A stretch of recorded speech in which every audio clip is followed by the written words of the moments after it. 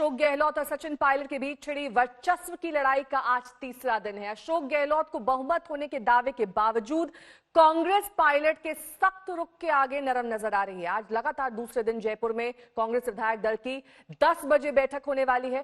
कांग्रेस सूत्रों का कहना है कि आज इस लड़ाई का फाइनल हो जाएगा और इस बीच सचिन पायलट खेमे ने एक वीडियो जारी कर अपने शक्ति प्रदर्शन का दावा किया है। ये पहला वीडियो है सचिन पायलट के खेमे का। दिल्ली से सटे गुरुग्राम के एक होटल के लॉन में पायलट समर्थक मौजूदा संकट पर रणनीति तैयार कर रहे हैं। कल देर शाम पायलट खेमे की तरफ से ये वीडियो जारी किया गया है। शायद इसके जरिए ये बताने की कोशिश की गई है कि उनकी ताकत को हल्के में न लिया जाए। वीडियो में करीब 20 लोग नजर आ रहे हैं, लेकिन इनमें सभी राजस्थान के विधायक हैं या नहीं, इसकी पुष्टि सचिन पायलट ही कर सकते हैं। गौरतलब है कि पायलट खेमा लगातार करीब 30 विधायकों के समर्थन का दावा कर रहा है। कल शाम तक न तो सचिन पायलट की तरफ से और न ही उनके खेमे की तरफ से कोई वीडियो या बयान सामने आ रहा था। ऐसे में माना जा रहा था कि पायलट के पास विधायक नहीं है, लेकिन इस वीडियो के जरिए पायलट ने दिखाने की कोशिश की है कि वो अभी रेस से बाहर नहीं हुए हैं। शायद कांग्रेस को भी इसका पता है, इसलिए आज फिर बैठक बुलाई गई है और सचिन पायलट और उनके समर्थक विधायकों को न्योता दिया गया है। सचिन पायलट जी सहित सब विधायक साथियों के जो किसी वजह से नाराज हैं, उनके लिए सोनिया गांधी जी, राहुल गांधी जी और कांग्रेस पार्टी के सारे दरवाजे खुले हैं। खुले मन से आए, अगर कोई मतभेद है उसकी चर्चा करें। केंद्रीय नेतृत्व, प्रभारी महासचिव और दूसरे साथी मिलकर उसका हल निकालेंगे। हालांकि सचिन पायलट साफ कर चुके हैं कि वो बैठक में शामिल नहीं होंगे। ऐसे में पार्टी और पायलट के बीच टकराव बढ़ सकता है। पार्टी ने फरमान जारी किया है कि पायलट पहले विधायक दल की बैठक में आए, फिर होगी बात। पार्टी हाईकमान मामला खींचने के पक्ष में नहीं, इसलिए पूरी संभावना है कि आज कोई फैसला तय हो जाएगा। कांग्रेस सूत्रों के मुताबिक पार्टी को लगता है कि सचिन पायलट का आइडियल रुख सही नहीं है। उनके पास सिर्फ 15 विधायक हैं। कांग्रेस सूत्रों का कहना है कि सचिन पायलट की मांग पर झुकने का मतलब गलत परंपरा की शुरुआत। कांग्रेस सूत्रों के मुताबिक सचिन पायलट सीएम पद की मांग से पीछे हटने को तैयार नहीं हैं। सचिन पायलट ये वादा चाहते हैं कि उन्हें कब सीएम बनाया जाएगा। कांग्रेस सूत्रों का कहना है कि पायलट अपनी बात से ही पीछे हट गए हैं। पहले कहा था कि सीएम का चुनाव विधायक करेंगे। मान मनोवल की कोशिश के बीच सचिन पायलट को लेकर कांग्रेस का सख्त रुख इस प्रस्ताव में भी नजर आया। कल हुई कांग्रेस विधायकों की बैठक में बाकायदा एक प्रस्ताव पास किया गया, जिसमें किसी भी नेता का नाम लिए बगैर पायलट को कड़ा संदेश दिया गया। कांग्रेस विधायक दल की ये बैठक कांग्रेस पार्टी और कांग्रेस सरकार को कमजोर करने वाले सभी अलोकतांत्रिक कुकृत्यों की कठोर शब्दों में निंदा करती है और ये मांग करती है कि कांग्रेस का कोई पदाधिकारी या विधायक दल का कोई सदस्य प्रत्यक्ष या परोक्ष रूप से कांग्रेस सरकार या पार्टी के खिलाफ गतिविधि करता है या ऐसे षड्यंत्र में संलिप्त है तो उनके खिलाफ कठोर अनुशासनात्मक कार्रवाई की जाएगी। शहमाद के इस खेल के बीच गहलोत सरकार को समर्थन दे रही भारतीय ट्राइबल पार्टी ने गुगली फेंकी है। पार्टी ने अपने दोनों विधायकों को विश्वास मत की स्थिति में सदन से गैर हाजिर रहने का फरमान सुना दिया है। ये दोनों विधायक पायलट खेमे के बागी विधायकों के साथ होटल में ही है। इन सब घटनाक्रम को देखते हुए आज का दिन बेहद अहम है। अब से थोड़ी देर में अहम बैठक शुरू हो रही है। दिल्ली से मौसमी सिंह के साथ शरद कुमार, जयपुर, आज तक। और चूंकि सचिन पायलट मीडिया से बात नहीं कर रहे हैं, लिहाजा उन्हें लेकर तरह तरह की खबरें सामने आ रही हैं। कल एक ऐसी खबर आई कि सचिन पायलट की 5 नेताओं से बात हुई है, लेकिन पायलट ने ऐसी कोई बातचीत से इनकार कर दिया है। कांग्रेस नेताओं की ओर से कहा गया कि पायलट 4 मंत्री पद और अहम मंत्रालय चाहते हैं, लेकिन पायलट ने इसे भी खारिज कर दिया। सीएम गहलोत की शक्ति प्रदर्शन कर रहे 109 विधायकों के समर्थन का दावा किया गया, तो पायलट ने पलटवार करते हुए कहा कि गहलोत के पास कांग्रेस के सिर्फ 84 विधायकों का समर्थन है। गहलोत ने अपनी सरकार को स्थिर बताया, तो पायलट ने कहा कि उनके साथ 30 से ज्यादा विधायक हैं।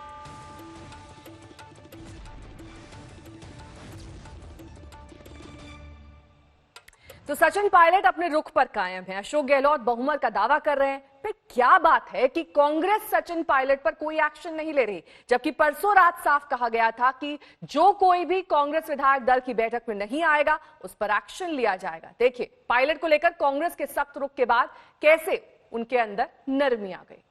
सचिन पायलट नहीं आएगा, उन पर भी कार्रवाई होगी। निश्चित रूप से सभी विधायकों के विधायक दल के वो भी लगता है कि वो नहीं आएंगे।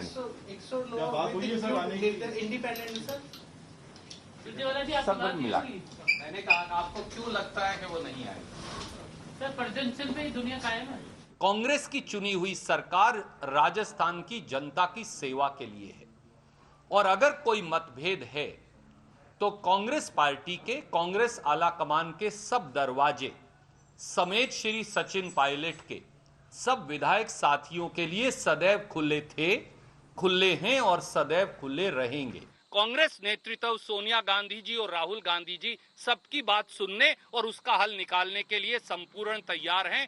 मुझे ये विश्वास है कि सारे कांग्रेस पार्टी के विधायक साथी, मंत्री, उप मुख्यमंत्री और मुख्यमंत्री जी सहित सब साथी इसमें भाग लेंगे और राजस्थान की समस्याओं और जिस प्रकार से षड्यंत्रकारी हमला भाजपा ने प्रजातंत्र और राजस्थान की इस असमत पर बोला है, प्रजातंत्र पर बोला है, इसका एक निर्णायक हल हम निकाल पाएंगे।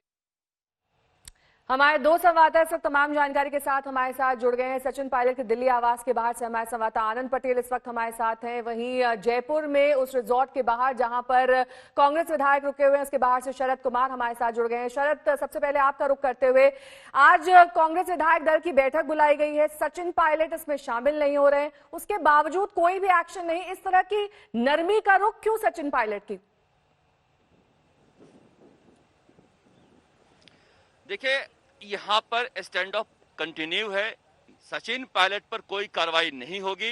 पार्टी ये चाह रही है कि विधायक दल की जो बैठक हो रही है उसमें इस तरह से अशोक गहलोत में एक विश्वास प्रकट किया जाए और ये दिखाया जाए कि हम सचिन पायलट को बार बार मौका दे रहे हैं, उनसे बात करने का बार बार प्रस्ताव भेज रहे हैं, क्योंकि सचिन पायलट इतनी दूर जा चुके हैं कि अब कोई वार्ता करने के लिए तैयार नहीं है। सीधे सीधे उनके जो समर्थक हैं वहां से लिख रहे हैं कि कांग्रेस में होने का मतलब हो गया है अशोक गहलोत की गुलामी, हम उस गुलामी की जंजीरों को तोड़ना चाहते हैं। अशोक गहलोत ये दिखाना चाहते हैं कि सचिन पायलट के साथ कोई नाइंसाफी नहीं हुई है, हम लगातार उनको चांस दे रहे हैं। एक बात तो तय है, हमारे सूत्रों के अनुसार जो पता चला है कि सचिन पायलट पर किसी तरह की कोई कार्रवाई फिलहाल नहीं की जाएगी। पार्टी इंतजार करेगी कि वो व्हिप का उल्लंघन करें और उनकी सदस्यता खत्म हो। उधर जो कहा जा रहा है कि यहाँ जिस तरह से दावा किया जा रहा है कि 109 विधायक हैं, तो 109 विधायक होते तो उनकी सूची अशोक गहलोत की तरफ से जारी कर दी जाती। वहीं उसी तरह से सचिन पायलट के यहाँ भी संशय किया जा रहा है कि 30 के आसपास विधायक हैं।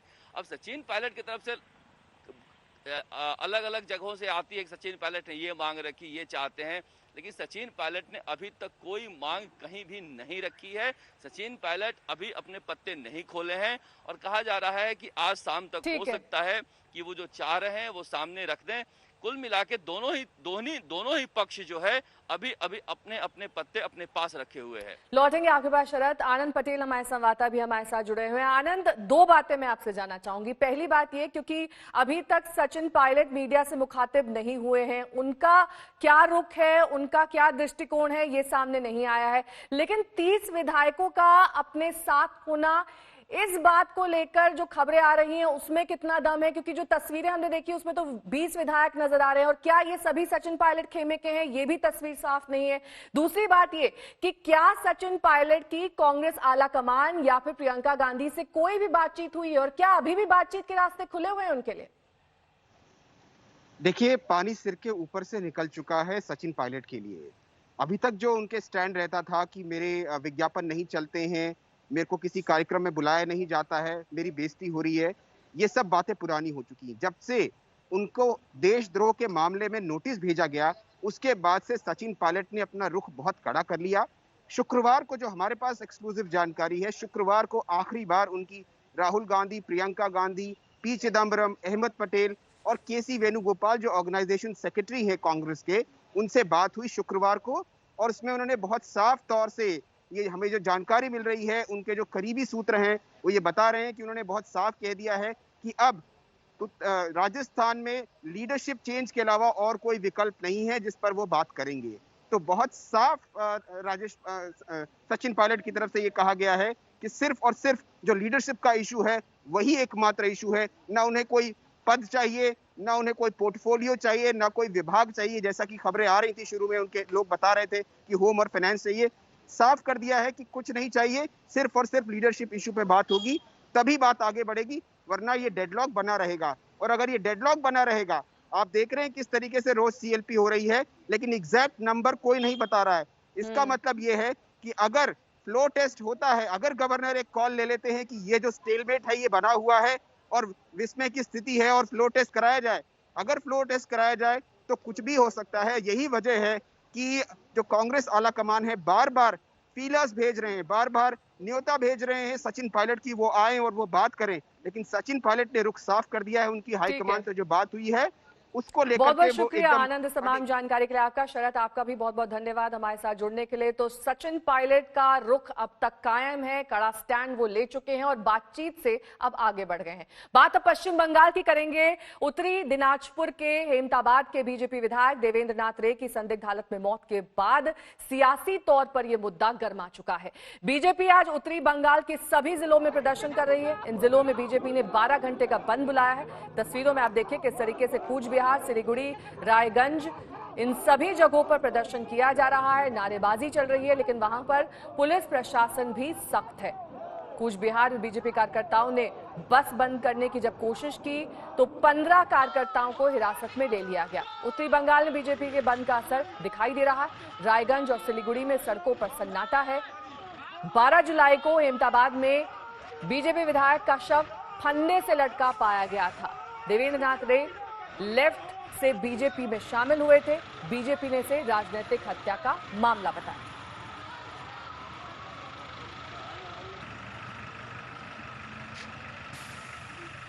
कूच बिहार की तस्वीरें, जहां पर स्टेट परिवहन बस को रोकने की कोशिश की गई, लेकिन 15 बीजेपी कार्यकर्ताओं को हिरासत में ले लिया गया। दरअसल बीजेपी विधायक की मौत का यह मामला, जिसको लेकर अब पार्टी के कार्यकर्ता आक्रोश में हैं। इस मौत की जांच की मांग की जा रही है। कहा जा रहा है यह आत्महत्या का मामला नहीं बल्कि हत्या का मामला है। सीधे तौर पर आरोप टीएमसी पर लग रहे हैं।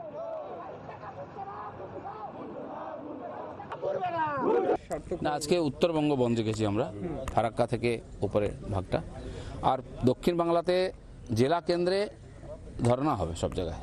এই হিংসার বিরুদ্ধে, হত্যার বিরুদ্ধে শান্তিপূর্ণ ধর্না হবে। এই দুটো প্রোগ্রাম আছে। আর আগামীকাল সারা পশ্চিমবঙ্গ জুড়ে সমস্ত থানার সামনে আমরা ধর্না দেবো। সেটা হচ্ছে এই যেখানে যে রাজনৈতিক হিংসা চলছে, হত্যা, বিজেপি কার্যকর্তা অত্যাচার, এমএলএ হত্যা, তার বিরুদ্ধে এটা আমাদের প্রতিরোধ। हम लोग आज सुबह से ही निकले हुए हैं। हर एक सरकारी दफ्तर, पूरे बाजार एरिया में सब जगह बंद करवा रहे हैं और इसका आम जनता हमें सहारा भी दे रही है। अभी आपके सामने हम टर्मिनस में यहाँ बंद करवा रहे हैं। हालांकि पूरी प्रशासन आप देखेंगे आंसू गैस, लाठी, इतने बड़े बड़े डंडे लेके आए हैं, पर हम बीजेपी वाले शांति से बंद करना चाहते हैं। ना हमारे पास कोई पत्थर है, ना कोई बांस है। हम शांतिपूर्वक इस बंद को कामयाब करना चाहते हैं।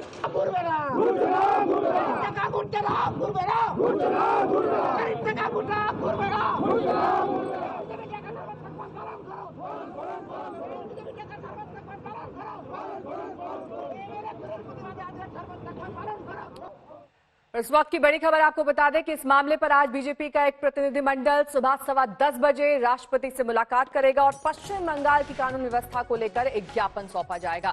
बीजेपी प्रतिनिधिमंडल की अगुवाई कैलाश विजयवर्गीय करेंगे और अब से कुछ ही देर बाद उनकी अगुवाई में ही यह दल राष्ट्रपति से मिलेगा। ज्ञापन सौंपा जाएगा पश्चिम बंगाल की कानून व्यवस्था को लेकर। ये कहा जाएगा कि किस तरह का जंगल राज है वहां पर, जो इस तरीके से हत्या कर दी गई है बीजेपी के विधायक की, जो लेफ्ट से बीजेपी में कुछ वक्त पहले शामिल हुए थे। ये कहा जा रहा है कि आत्महत्या नहीं बल्कि हत्या का मामला है। देखिए, बंगाल में अराजकता कितनी है, राजनीतिक में हिंसा कितनी कि एक जनप्रतिनिधि विधायक की जान भी सुरक्षित नहीं है। रात को 1:30 बजे 4-5 लोग बुलाते हैं और मार के फांसी पे लटका देते हैं। ये पहली घटना नहीं है, इसके पहले पुरलिया में भी 4 कार्यकर्ताओं को फांसी पे लटका दिया था और उसके बाद पुलिस ने आत्महत्या का प्रकरण दर्ज किया। इसमें भी पुलिस कहीं से भी कोई पर्चा निकाल कर और आत्महत्या का प्रयास मुकदमा करने की कोशिश कर रही है। मैं समझता हूँ ये एक बहुत बड़ी डेमोक्रेसी के अंदर काला धब्बा है कि एक जनप्रतिनिधि सेवा नहीं कर सकता, एक जनप्रतिनिधि सांसद जनता के बीच में नहीं जा सकता। केंद्रीय मंत्री और पश्चिम बंगाल के आसनसोल से बीजेपी सांसद बाबुल सुप्रियो का कहना है कि पार्टी विधायक देवेंद्र नाथ रे ने खुदकुशी नहीं की बल्कि उनकी हत्या हुई है और इसे खुदकुशी का रूप देने की कोशिश हो रही है। इस मामले की सीबीआई जांच होनी चाहिए। देवेंद्र नाथ राय भाई साहब ने सुसाइड किया, ये तथ्य कहां से साबित हुई है? पोस्टमार्टम रिपोर्ट में ऐसे कहा गया क्या? तो सुसाइड बिल्कुल नहीं किया।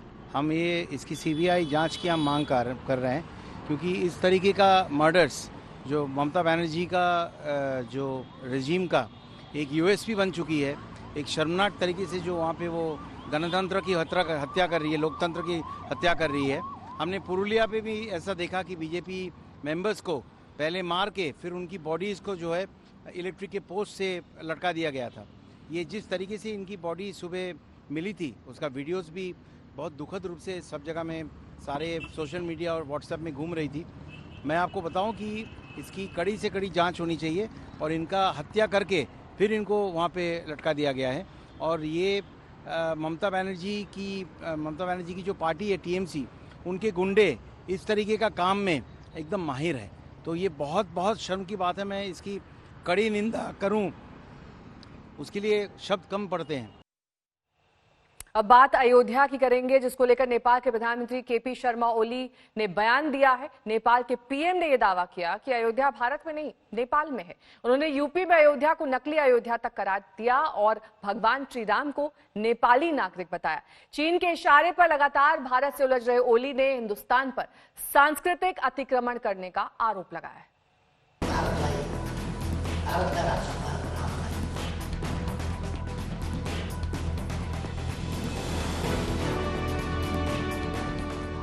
नेपाल के प्रधानमंत्री केपी शर्मा ओली ने विवादों का एक और मोर्चा खोल दिया है। उन्होंने भारत पर सांस्कृतिक अतिक्रमण का आरोप लगाया है। ओली ने इस बार विवादों की जड़ में अयोध्या को खड़ा किया है। उन्होंने भारत पर नकली अयोध्या खड़ी करने का आरोप लगाते हुए कहा कि असली अयोध्या यूपी के फैजाबाद में नहीं बल्कि नेपाल में है।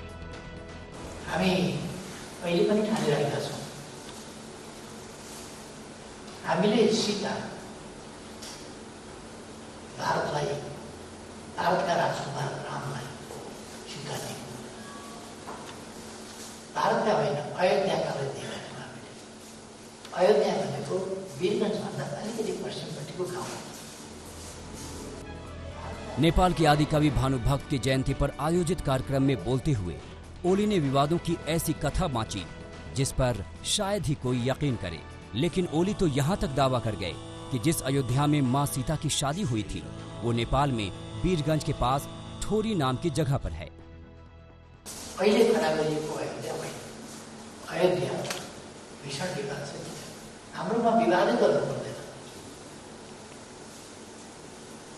जनकपुर त्यहाँ, अयोध्या वीरगंजको पश्चिमपट्टि ठोरीमा, वाल्मीकि आश्रम त्यहाँ। अयोध्या पर अनर्गल प्रलाप करने के बाद नेपाल के प्रधानमंत्री ने हिंदुओं के आराध्य भगवान श्री राम पर भी अपने ज्ञान का प्रलाप किया।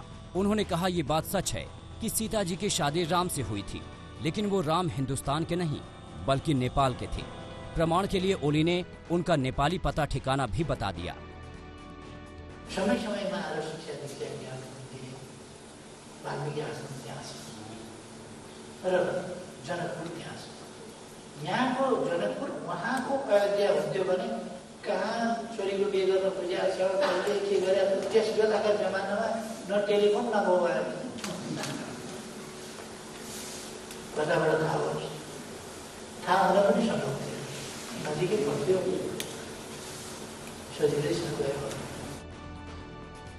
दरअसल कुर्सी बचाने की लड़ाई में उलझे ओली हिंदुस्तान के खिलाफ नेपाली भावनाएं भड़काने में लगे हैं। वो चीन की हाँ में हाँ मिला रहे हैं और भारत के साथ विवाद के नए नए मोर्चे खोल रहे हैं। लेकिन जो मोर्चा उन्होंने अयोध्या और श्री राम के नाम पर भारत के खिलाफ खोला है, उसे सिर्फ ओली का दिमागी फितूर ही कहा जा सकता है, क्योंकि भगवान राम और जनक दुलारी सीता की कहानियां घर घर सुनी और देखी जाती हैं। ओली इससे पहले उत्तराखंड के काला पानी पर दावा जता चुके हैं। इतना ही नहीं, उन्होंने नेपाली संसद में नया नक्शा पास करवाकर काला पानी को नेपाल का हिस्सा भी बता दिया था। इसके बाद ओली बिहार में उलझ गए और अब ऐतिहासिक तथ्यों को झुठलाने की कोशिश कर रहे हैं। अब देखना है कि उन्हें सद्बुद्धि कब आती है। पटना से सुजीत झा के साथ गीता मोहन, दिल्ली आज तक। केपी ओली के इस बयान पर अयोध्या के संत भड़के हुए हैं। रामदल ट्रस्ट के अध्यक्ष रामदास महाराज ने कहा कि आज से नेपाल में उनके शिष्य ओली के खिलाफ प्रदर्शन करने सड़कों पर उतरेंगे। आइए आपको दिखाते हैं अयोध्या के संतों की प्रतिक्रिया। मेरे लाखों शिष्य नेपाली नेपाल में रहते हैं और कल से लाखों की संख्या में हमारे नेपाली शिष्य सड़कों पर उतर करके और ईंट से ईंट बजा देंगे। ओली को 1 महीने के अंदर कुर्सी से उतरना पड़ेगा। ये मैं धर्मादेश भी जारी करता हूं और ये आदेश देता हूं कि हमारे जितने भी नेपाली भक्त हैं, हमारे शिष्य हैं, वो मेरा आदेश मान करके और ओली को सत्ता से बहिष्कृत करें। केपी शर्मा पहली बात तो खुद नेपाली नहीं है और जो अपने देश का नागरिक नहीं है वो अपने देश का भला कब करेगा। केपी शर्मा जी पूरे नेपाल को पाकिस्तान की तर्ज पर भिखारी बनाने तुले हुए हैं। आज नेपाल की जनता को धोखा दे रहे हैं। चीन ने नेपाल के 2 दर्जन से अधिक गांव पर कब्जा कर रखा है। उसको छिपाने के लिए भगवान राम के नाम का आश्रय ले रहे हैं। राम जी से जो प्रेम होगा वो ऐसे ही बोल सकते हैं। हमारे लिए तो अयोध्या यही है, अयोध्या यही रहेगा भी। राजनीति में तो आदमी कुछ भी बोल सकते हैं, लेकिन मुख्य अयोध्या जहाँ सरजू मैया हैं और राम जी का अयोध्या वही। अयोध्या का जो वर्णन है, देखिए अयोध्या चाहे ऋग्वेद में देख लीजिए, वाल्मीकि रामायण में देख लीजिए, तुलसीकृत रामायण में देख लीजिए, पुराणों में देख लीजिए। मुझे एक एक पंक्ति में बता सकता हूँ। वहां उत्तर दिशा सरजू पावन, जिसके उत्तर दिशा में सरजू प्रवाहित होती है वो अयोध्या है। और नेपाल में तो सरजू है ही नहीं है, कैसे दावा कर सकते हैं। और राजा राम अवध राजधानी अयोध्या जो है, पूरे भूमंडल में राजा होते थे और सबका चक्रवर्ती सम्राट भारत में उत्तर प्रदेश के अयोध्या में महाराज रघु हो, चाहे महाराज दशरथ हो, चाहे महाराज राजा राम हो, अयोध्या में बैठते थे। और वो जिसका जिक्र कर रहे कहते ये गांव, अरे गांव, उसको ये नहीं पता है कि अयोध्या जो है पूरे विश्व का नेतृत्व स्थान था। पूरे विश्व का सांस्कृतिक और आध्यात्मिक राजधानी अयोध्या है। वहीं नेपाल पिछले कुछ दिन से लगातार चीन की शह पर भारत के खिलाफ आग उगल रहा है। पिछले महीने ही उत्तराखंड के 3 रणनीतिक रूप से अहम इलाकों को नेपाल ने अपने नक्शे में शामिल कर लिया था और इसके बाद से ही भारत नेपाल रिश्ते हाल के साल में सबसे खराब दौर में पहुंच गए थे।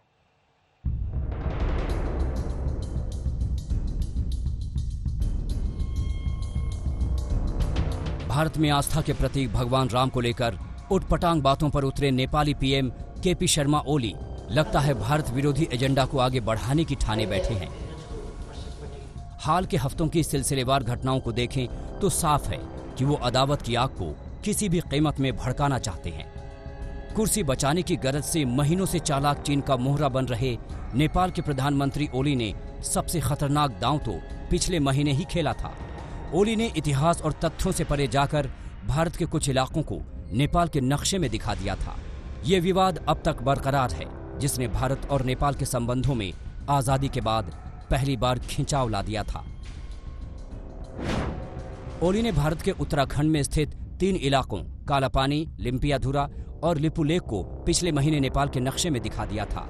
20 मई को सबसे पहले ये नक्शा जारी किया गया था। भारत ने इस पर कड़ा ऐतराज भी जताया था। इसके बाद 13 जून को नेपाल ने संविधान में संशोधन कर नए नक्शे को पारित कर दिया। भारत ने साफ कर दिया कि नेपाल का दावा ऐतिहासिक तथ्यों या सबूतों पर आधारित नहीं है और इसका कोई मतलब भी नहीं है। जिन इलाकों पर नेपाल ने दावा ठोका है वो रणनीतिक रूप से अहम हैं और उत्तराखंड में पड़ते हैं। नेपाल ने उन तमाम महीनों में जुबान नहीं खोली जब धारचूला से लिपुलेख तक भारत 80 किलोमीटर की सड़क बना रहा था, लेकिन चीन ने फन उठा लिया तो जहरीले इरादों में नेपाल भी उसके साथ हो लिया। और जब भारतीय मीडिया ने घरेलू मोर्चे पर बुरी तरह घिरे ओली की कारगुजारियों का खुलासा करना शुरू किया तो ओली ने भारतीय चैनलों पर ही नेपाल में बैन लगा दिया। नेपाल हाल के दिनों में भारत नेपाल सीमा पर पड़ने वाले बिहार के इलाकों में सड़क निर्माण पर भी ऐतराज जता चुका है। हकीकत ये है कि ओली इस खेल में खुद उलझ गए हैं। चीन नेपाल को शिकंजे में ले रहा है, लेकिन कुर्सी के मुंह में ओली चीन को मुहरा बना रहे हैं। आज तक ब्यूरो। बात अब चीन की करेंगे, जो सीमा पर तनाव के बीच लगातार बैकफुट पर है। भारत की सैन्य ताकत के साथ साथ जबरदस्त कूटनीति के चीन को पीछे लौटने के लिए मजबूर कर दिया है। लेकिन आज दोनों देश के कोर कमांडर्स की चौथी बैठक होनी है और इस बैठक में भारत मजबूती से एक बार फिर ये कहेगा कि चीन वापस अपनी उसी जगह पर जाए जहां वो अप्रैल में था।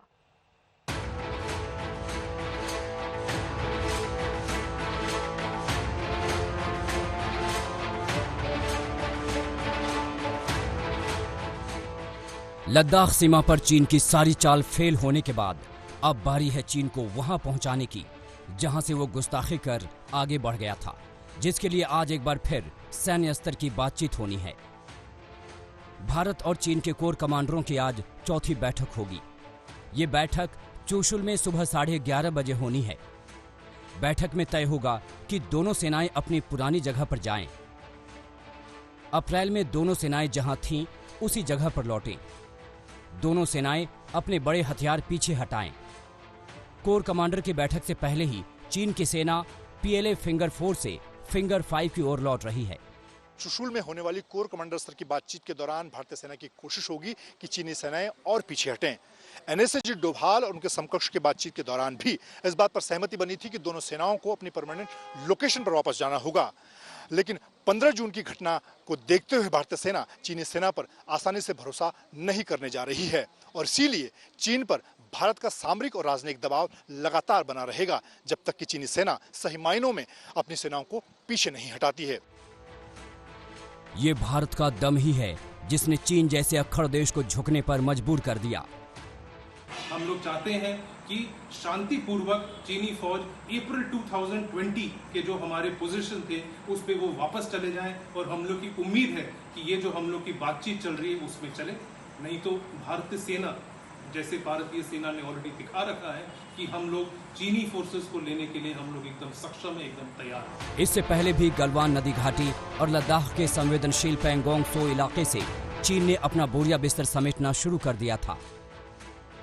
पैंगोंग लेक का ये वही इलाका है जहां 5 मई को चीनी सैनिक आए थे और टकराव हुआ था। इस झील के किनारे करीब 2 महीने से तनाव के हालात हैं। चीन ने यहां अपनी नई पोजीशन बना ली थी। ऊंचाई वाले क्षेत्रों में हथियारों से लैस अपने सैनिक खड़े कर दिए थे, लेकिन कूटनीति के साथ साथ भारतीय जांबाजों के हौसलों ने चीन को हिला के रख दिया। चीन पीछे हटने को मजबूर हुआ। मौजूदा वक्त में चीन फिंगर 5 पर डटा है, जिसे वापस भेजने की तैयारी है, जिसे लेकर आज होने वाली बैठक काफी अहम मानी जा रही है। दिल्ली से मंजीत नेगी और अभिषेक भल्ला के साथ आज तक ब्यूरो। और कोरोना से जुड़े ताजा आंकड़े आपको बता देते हैं। स्वास्थ्य मंत्रालय द्वारा जारी किए गए आंकड़ों के मुताबिक देश भर में 9 लाख पार कर गए हैं आंकड़े। पिछले 24 घंटे में 28,000 से ज्यादा नए मामले सामने आए हैं, जबकि 553 लोगों की मौत हुई है। राहत की खबर यह है कि करीब 18,000 मरीज स्वस्थ हुए हैं। 24 घंटे के आंकड़ों को मिला दें तो अब तक देश में कोरोना के कुल 9,06,000 से ज्यादा मामले हैं। इनमें से 5,71,000 से ज्यादा लोग ठीक हुए हैं, जबकि मरने वालों की संख्या 23,727 हो चुकी है।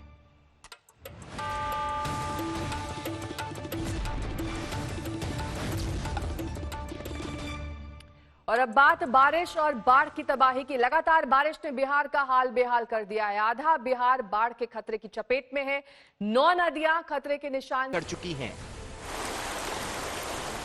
सहरसा में कोसी का तेज बहाव लोगों को डरा रहा है। दियारे में रहने वाले हर साल बाढ़ की त्रासदी झेलते हैं, लेकिन कोरोना काल में ये मार दोहरी है। सहरसा के कई गांव डूब गए। बघवा गांव के लोग हर साल की तरह इस बार भी अपने घरों को डूबते देख रहे हैं। बाघा गांव में 2000 घर है, सब जल समाधि ले रहे हैं। कोसी नदी के पानी के स्तर में थोड़ी कमी जरूर आई है, लेकिन खतरा अभी भी बरकरार है। इस साल सबसे ज्यादा 2,76,000 क्यूसेक पानी बीरपुर बराज से छोड़ा गया। उसके बाद से अफरा तफरी मच गई। कोसी रौद्र रूप ले चुकी है। खतरा बांध पर भी है। सरकार फिलहाल अमला बांध को बचाने में जुटी है। गोपालगंज में गंडक का पानी लगातार चढ़ रहा है। मांझागढ़, बरौली, सिधलविया, बैकुंठपुर और कुचायकोट के 25 से ज्यादा गांव पानी पानी हैं। वाल्मीकि बराज से 2 लाख क्यूसेक पानी छोड़े जाने से तटबंधों के टूटने का खतरा भी पैदा हो गया है। बाढ़ प्रभावित इलाके से लोगों को सुरक्षित स्थानों पर ले जाया गया, जहां प्रशासन कम्युनिटी किचन चलाकर लोगों को खाना खिला रहा है। खगड़िया में भी नदियां उफान पर है। बागमती और कोसी आज भी खतरे के निशान से ऊपर बह रही है। निचले इलाके में बसे गांवों में बाढ़ का कहर दिखने लगा है। कई गांव डूब गए, घर में पानी घुस आया, खेत दरिया बने हैं। मधुरा, मोरकाही, छमसिया समेत कई गांवों में बाढ़ का पानी घुस आया। नेपाल से आने वाली नदियों ने मोतिहारी के कई इलाकों को पानी पानी कर दिया। मधुबन और मेहसी के गांवों में पानी घुस आया। लोगों को सुरक्षित ठिकानों पर भेजा जा रहा है। लगातार हो रही बारिश ने शहर की तस्वीर ही बदल डाली है। एक ओर नदियों के बढ़ते जल स्तर और बाढ़ से लोग परेशान हैं, तो दूसरी ओर शहरी इलाकों में भी स्थिति नारकीय हो गई है। शहर के मुख्य सड़कों समेत पूरे शहर के गली मोहल्लों में जल जमाव से लोगों का जीना मुहाल हो गया है। शायद ही शहर का कोई इलाका हो जहां जल जमाव नहीं है। पानी भरने के कारण सैकड़ों परिवार रेलवे पटरियों और अन्य ऊंचे स्थानों पर रहने को मजबूर हैं। अभी तो बारिश की शुरुआत है और तबाही का ये आलम है। आगे क्या होगा, कुदरत की मार कैसी होगी, ये सोचकर भी डर लग रहा है। गोपालगंज से सुनील कुमार तिवारी, दरभंगा से प्रहलाद कुमार, सीतामढ़ी से केशव आनंद और खगड़िया से स्वतंत्र सिंह के साथ सुजीत झा, सहरसा आज तक।